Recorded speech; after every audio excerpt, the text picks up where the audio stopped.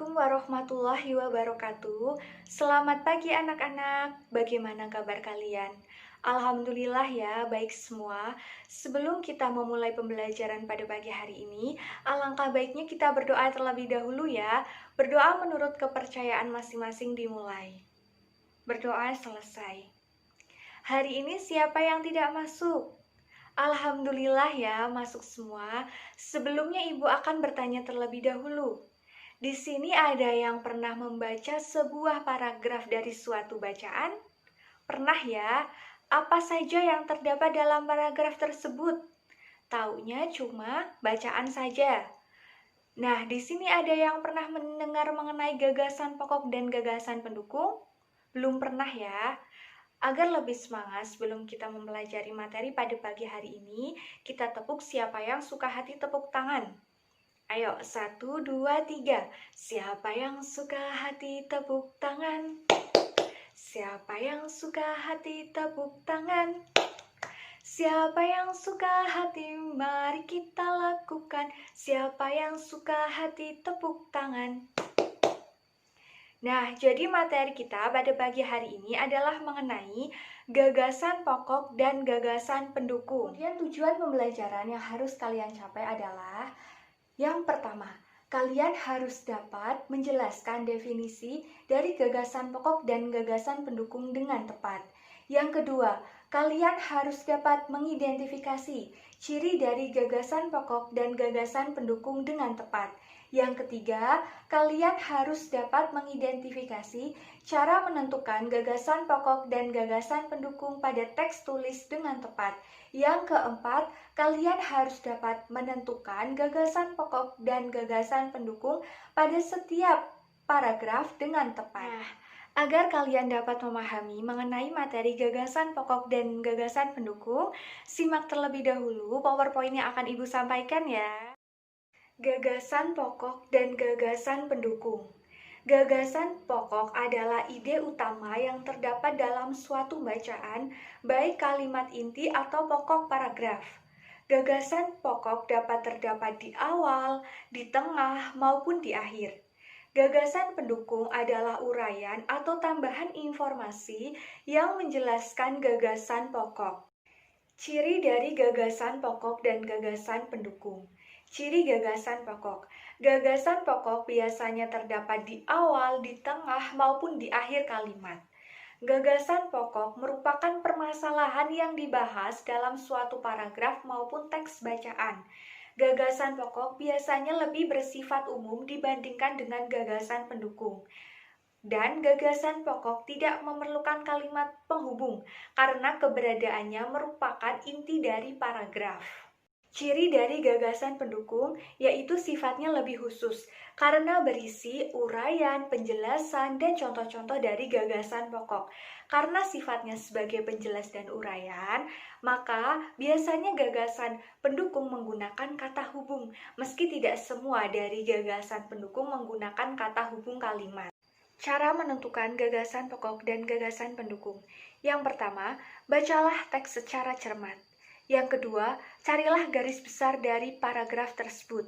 Yang ketiga, carilah kalimat yang menyerupai atau yang sama dengan garis besar paragraf yang kalian temukan.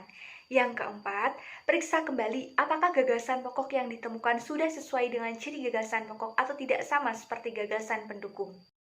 Dari materi yang Ibu sampaikan tadi, apakah masih ada yang belum paham? Ada yang mau ditanyakan? Alhamdulillah ya, sudah paham semua. Sekarang Ibu akan membagi kelas ini menjadi 4 kelompok. Berhitung mulai dari depan, dari 1 sampai 4, kemudian ulangi lagi angkanya dari 1 sampai 4. Sudah ya? Selanjutnya kalian dapat berkumpul sesuai dengan angka yang disebutkan tadi. Jadi 1 dengan 1, 2 dengan 2. Sudah selesai semua ya? Nah, sekarang Ibu akan membagikan lembar kerja, yaitu mengenai gagasan pokok dan gagasan pendukung. Jadi kalian menentukan gagasan pokok dan gagasan pendukung dari teks berikut, ya. Jangan lupa untuk menuliskan identitas dari anggota kelompok kalian di sini terlebih dahulu. Sekarang Ibu bagikan ya.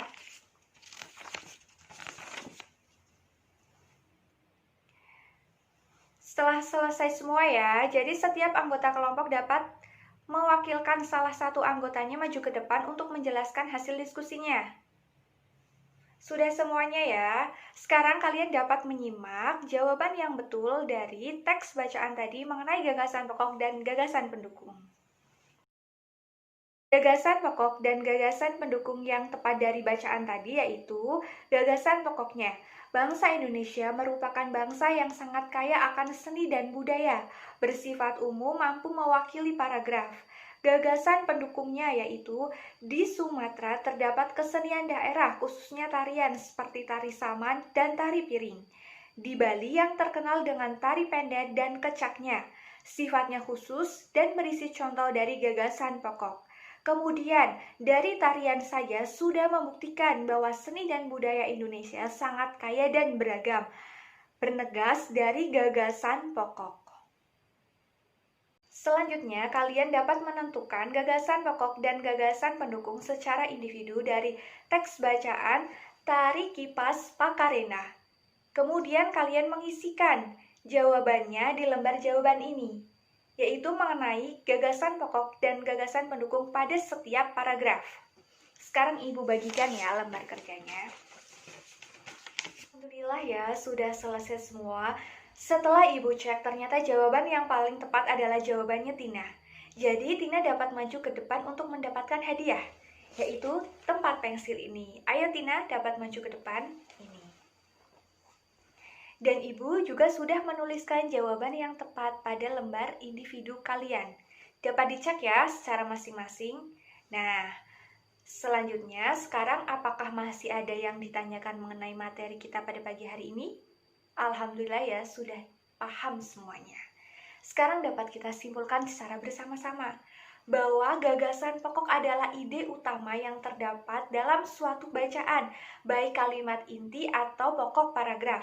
Sedangkan gagasan pendukung adalah uraian atau tambahan informasi yang menjelaskan gagasan pokok. Nah, sebelum kita mengakhiri pembelajaran pada pagi hari ini, alangkah baiknya kita berdoa terlebih dahulu ya. Ayo Reno dapat pimpin doa.